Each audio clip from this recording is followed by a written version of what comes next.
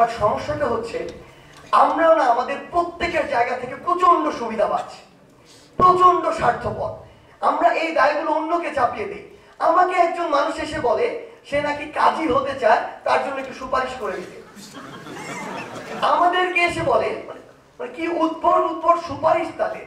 তারা প্রত্যেকটা মানুষ একটা জায়গা থেকে আরেকটা জায়গায় যেতে চায় যেটা তার চেয়ে বেটার জায়গা। তার মানে কি হবে, অবশ্যই ওই জায়গার যে মানুষটি ছিল তাকে তো আরেকটি জায়গায় সরাতে হবে কেউ যদি এই সুপারিশটি করে।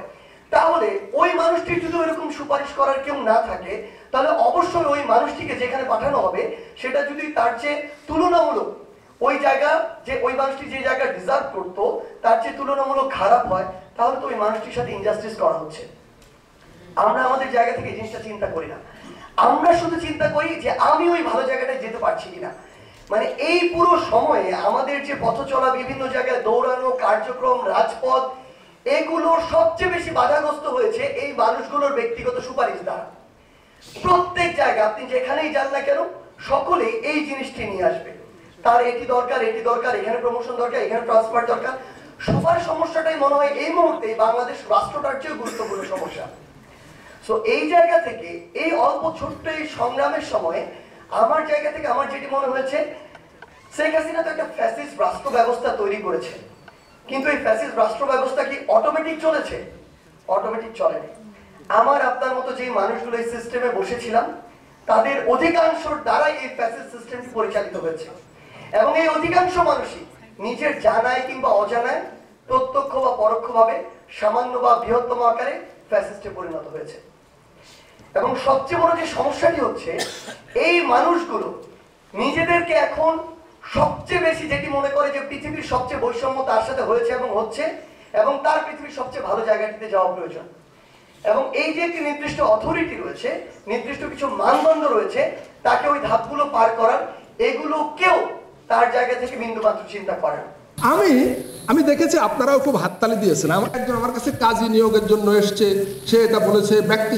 আচ্ছা, আমাদের এই রাষ্ট্র রাতারাতি গত 52 বছর ধরে যে এখান থেকে রাতারাতি চলে আসবে, তার দরকার কাজী নিয়োগের, এখন ক্ষমতাবান, আপনার কাছেই তো যাবে।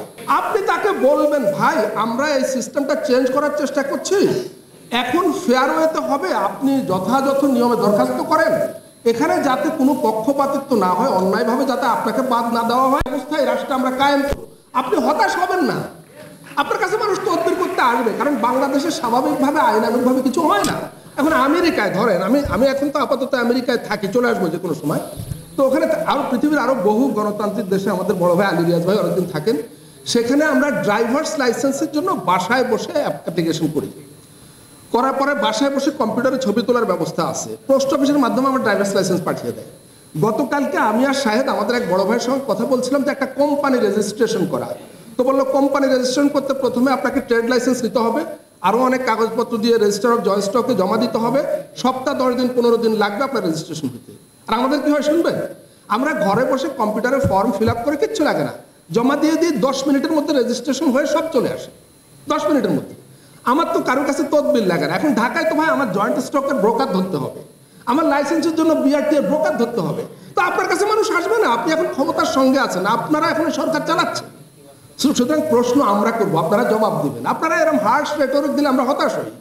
বিএনপি, আওয়ামী লীগ, জাতীয় পার্টি গত 52 বছর যে বক্তৃতা দিচ্ছে, আপনারা সেই একই স্টাইলে বক্তৃতা দিবেন আর মানুষ হাততালি দিবে, আমরা শুনে চলে যাব, এটা তো চাই না ভাই।